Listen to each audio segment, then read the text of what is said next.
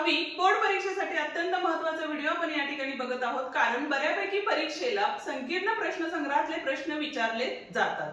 आज आपण या ठिकाणी संकीर्ण प्रश्नसंग्रहामधील 10 पासून पुढची जी गणित आहेत ती या ठिकाणी संपूर्ण सोडवून येणार आहे आणि प्रत्येक गणित हे महत्त्वाचं आहे। चला तर मग सुरुवात करूया आजच्या व्हिडिओला। पण त्याआधी चॅनलवर नवीन आणि पहिल्यांदाच असाल तर चॅनलला नक्की सबस्क्राइब करून बेल आयकॉन दाबा, जेणेकरून आपल्या अशाच नवनवीन व्हिडिओची नोटिफिकेशन तुम्हाला लवकरात लवकर मिळेल।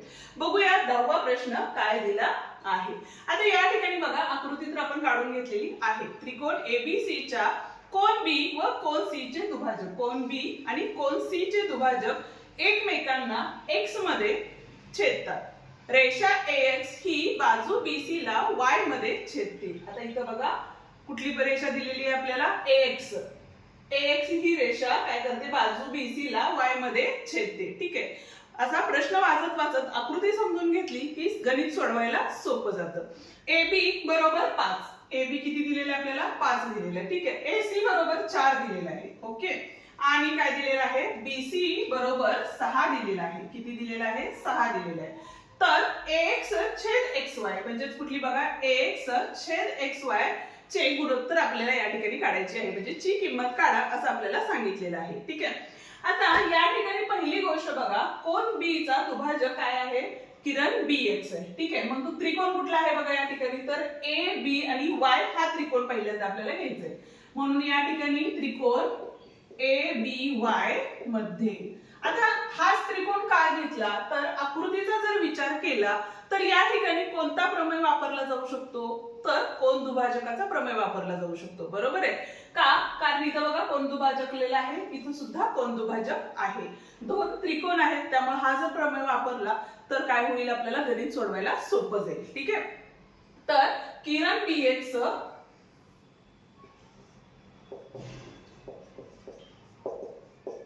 हा कोन B चा काय आहे, दुभाजक आहे किंवा कोन दुभाजक आहे। आता कोन दुभाजकाच्या प्रमेयावरून हे कारण लिहिणं प्रत्येक वेळेला गरजेचे आहे। ठीक आहे, म्हणून कारण लिहित चला, कारण त्यालाही मार्क्स असतात। कोन दुभाजकाचा प्रमेय काय सांगतो बघा, तर बाजू आहेत, कुठला कोन दुभाजलाय त्याचे बाजू कुठल्या आहेत बघा, तर AB आणि BY आहे। ठीक आहे, मग इथं लिहिताना काय करतो बघा आपण, AB छेद BY बरोबर कुठली बाजू दुभागली आहे, तर Y बाजू दुभागली आहे। काय होतं इथं दुभाजल्यानंतर, तर AX छेद XY होतं। हे एक सोपी पद्धत म्हणा किंवा समजण्यासाठी सोपं आहे, म्हणून इथं काय आले आपले XY आले, नंबर 1 द्या। त्याच पद्धतीनं इकडचा त्रिकोण घ्या, कुठला त्रिकोण आहे बघा, तर त्रिकोण कुठला आहे, तर ACY मध्ये। ठीक आहे, काय आहे, तर इथं बघा किरण CX आहे। ठीक आहे, CX हा कुठला कोन दुभागतो, तर कोन C दुभागतो। ठीक आहे, त्यामुळे काय झालं, परत एकदा कोन दुभाजकाच्या प्रमेयावरून काय येणार आहे इथं, तर AC छेद CY, AC छेद CY बरोबर परत एकदा काय आलं बघा, X छेद XY आलं, X छेद XY। आता याला नंबर 2 द्या। आता जर विचार केला दोन्हींचा, तर इथं बघा X छेद XY, इथं सुद्धा X छेद XY आहे, त्यामुळे आपण ह्याला हे आणि ह्याला हे इक्वल असल्यामुळे ते सगळं काय घेतलं, एका रूपात लिहून घेतलं। म्हणजेच काय लिहिलं बघा, इथं पहिलं तर काय येणार, इथं AB छेद BY बरोबर काय असणार, इथं AX छेद XY बरोबर काय आलं बघा, इथं AC छेद CY आहे, तर इथं घेतले आपण AC छेद CY। ठीक आहे, आता जर किमती घातल्या यामध्ये, तर किमती घालताना आपण थोडंसं काय करूया, सिक्वेन्स चेंज करून घेऊया। म्हणजे तिथं घेताना आपण काय घेतलं, AB छेद BY बरोबर AC छेद CY बरोबर काय आले आपले AX छेद काय घेतलं आपण, XY घेतलं। ठीक आहे, तर किमती टाकताना इथं बघा AB ची किंमत किती आहे आपली, 5 छेद BY, BY ची किंमत माहिती आहे का आपल्याला, BY नाही माहिती आहे। ठीक आहे, इथं बघा AC ची किंमत किती आहे 4 आहे, छेद CY ची किंमत माहिती आहे का आपल्याला नाही, त्यामुळे इथं ती तशीच घेतली आणि AX छेद XY तेही काढायचंय आपल्याला, म्हणजे त्याचं गुणोत्तर आपल्याला काढायचं, त्यामध्ये तसेच ठेवले. ठीक आहे, आता या ठिकाणी काय घेतलं आपण, तर समान गुणोत्तराच्या सिद्धांतावरून. काय सांगतो गुणोत्तराचा सिद्धांत, तर बघा अंशांशांची बेरीज आणि छेदाछेदाची बेरीज आपण या ठिकाणी करू शकतो आणि हे समोरचं गुणोत्तर तसंच ठेवू शकतो. म्हणजे या ठिकाणी काय झाले 5 अधिक 4 छेद BY अधिक CY झाले आणि इथं आले आपले AX छेद XY आले. आता या ठिकाणी बघा 5 आणि 4 किती झाले आपले, तर 9 झाले आणि छेदामध्ये बघा BY अधिक CY, BY अधिक CY. आता एक कारण लिहायचं राहिलं बघा इथं आपल्याला, तर 1 व 2 वरून गरजेचं आहे. ठीक आहे, तर इथं 5 आणि 4 9 झाले, BY अधिक CY म्हणजे BY अधिक CY, तर काय असणार आहे हे, तर या दोघांची बेरीज ही किती असणार आहे 6 असणार आहे. त्यामुळे या ठिकाणी आपण BC लिहू शकतो बरोबर AX छेद XY म्हणून 9 छेद, आता इथं किती आहे बघा उत्तर 6 आहे BC म्हणून 6 घेतले आणि इथं AX छेद XY आले. भाग जातो का, तर 3 त्रिक 9 3 दोन्ही 6 झाले म्हणून AX छेद XY बरोबर 3 छेद 2 या ठिकाणी आलेलं उत्तर आहे आणि हेच आपल्याला काढायचं होतं. तेच गुणोत्तर आहे का बघा, तर AX छेद XY आपल्याला काढायचं होतं. हे होतं आपला 10वा प्रश्न. जाऊया आता पुढच्या प्रश्नाकडे, पण त्याआधी डिस्क्रिप्शन मध्ये दिलेले व्हिडिओ आहेत आपले पाठीमागचे सराव संचांचे व्हिडिओ, ते तुम्ही बघू शकता, डिटेल मध्ये आहेत आणि त्याच पद्धतीने आपली व्हॉट्सअप ग्रुपची लिंक ही आहे, ती दिलेली आहे, ती जॉईन करा, जेणेकरून जेव्हा कधी नवीन अपडेट येतील तेव्हा तुम्हाला समजून जाईल. ठीक आहे, जाऊया पुढच्या प्रश्न. 11वा प्रश्न बघतोय. काय सांगितलेले बघा, तर चौकोन ABCD मध्ये हा जो आहे तो चौकोन ABCD आहे. रेघ AD आणि रेघ BC हे काय आहेत, एकमेकांना समांतर रेषा आहेत. कर्ण AC आणि कर्ण BD परस्परांना P मध्ये छेदतात. AC आणि BD परस्परांना P मध्ये छेदतात.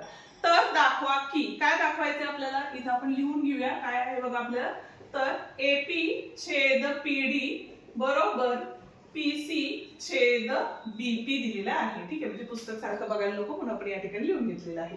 आता पहिली गोष्ट आपल्याला देताना काय दिलेलं आहे, तर या दोन समांतर रेषा आहेत. ठीक आहे, दोन समांतर रेषा असतील तर छेदिकेने छेदल्यानंतर हे जे कोन तयार होतात ते कुठले कोन आहेत आपले, तर अंतर्विक्रम कोन आहेत आणि ते काय असतात, एकरूप असतात. ठीक आहे, त्यामुळे या साइडचे कोन सुद्धा एकमेकांना काय असणार आहे, एकरूपच असणार आहेत. ओके, आता आपल्याला सिद्ध काय करायचं आहे बघा, तर AP छेद PD बरोबर काय दिलेलं आहे आपल्याला, तर PC छेद BP या ठिकाणी दिलेलं आहे. ठीक आहे, मग आता दिलेली गोष्ट पहिला काय आहे बघा, तर रेघ, कुठली रेघ दिलेली आहे, AD समांतर रेघ कुठली आहे आपली, तर BC आहे. ठीक आहे, आता पहिल्यांदा आपण काय घेतलं, तर छेदिका काय घेतली, AC ही छेदिका घेतली.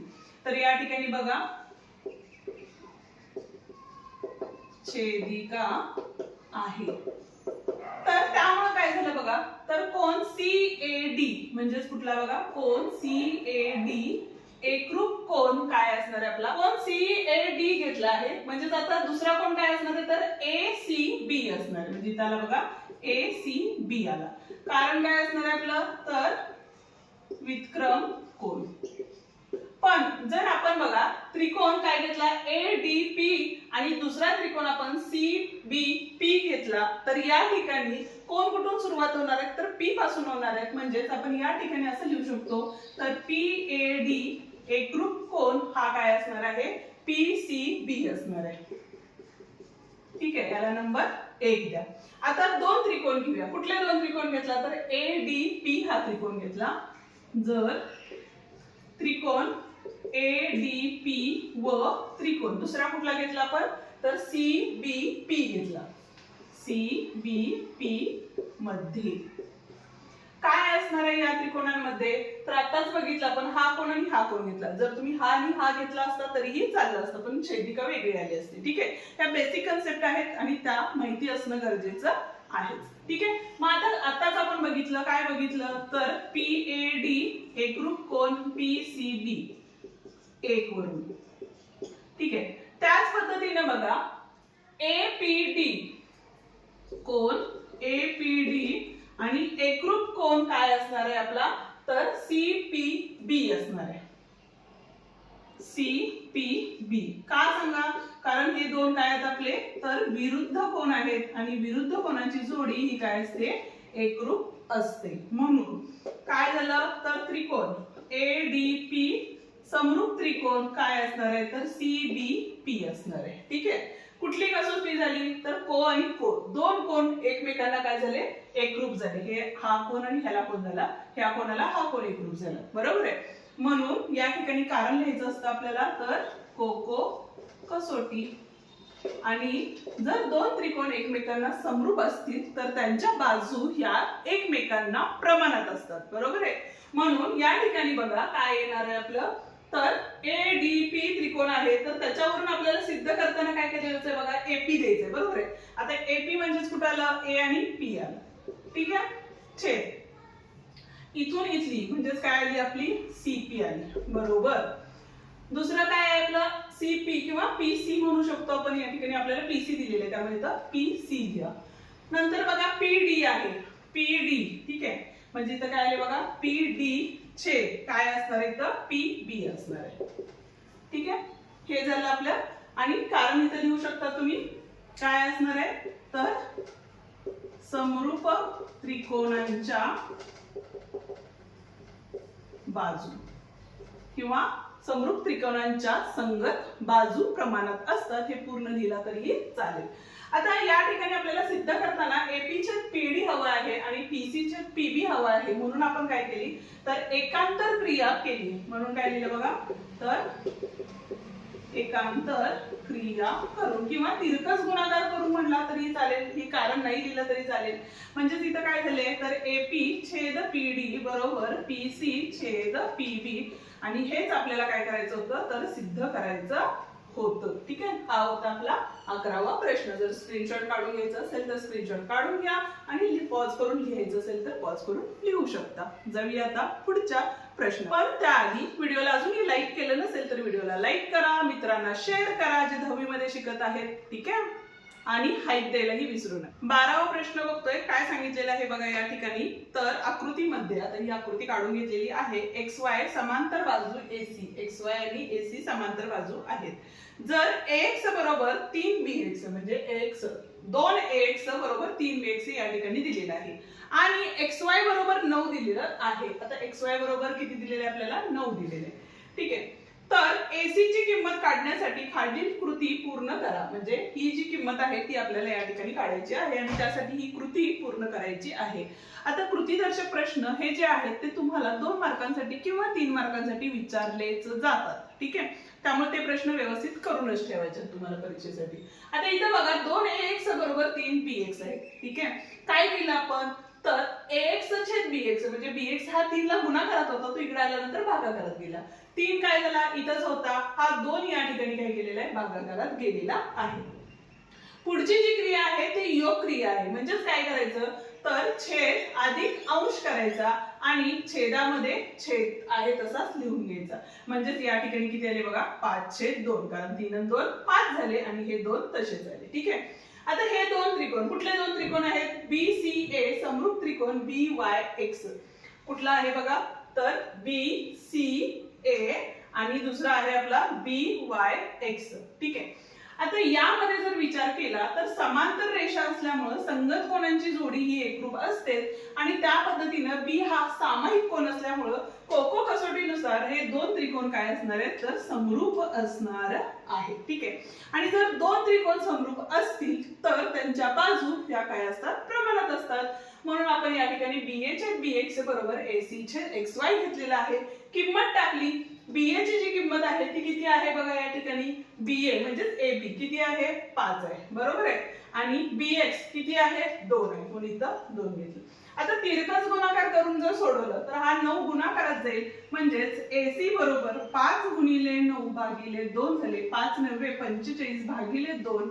बे दोन्ही 4 झाले. बे दोन्ही 4, 1 राहिले.